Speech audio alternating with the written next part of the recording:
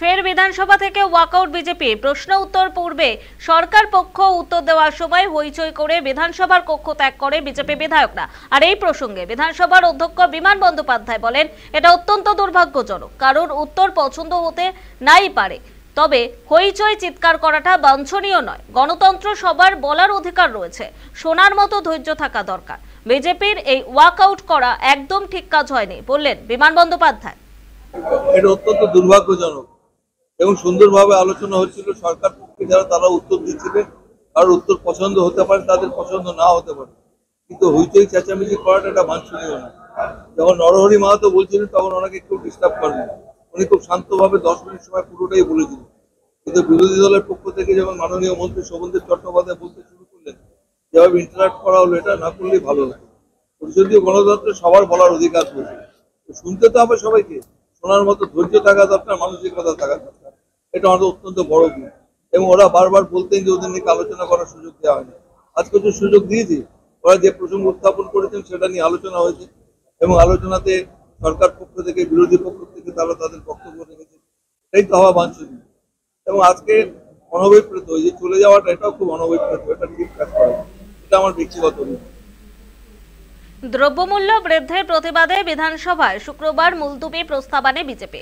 সেই প্রস্তাব গৃহীত হওয়ার পর আলোচনায় অংশগ্রহণ করে তারা, কিন্তু মাঝপথে ওয়াকআউট করে বিজেপির বিধায়করা। আর এই প্রসঙ্গে মুখ খুললেন রাজ্যের মন্ত্রী শোভনদেব চট্টোপাধ্যায়। বিষয়টা কিন্তু দ্রব্যমূল্য বৃদ্ধিটা কিন্তু কেন্দ্রের বিষয়। they are controlling every act.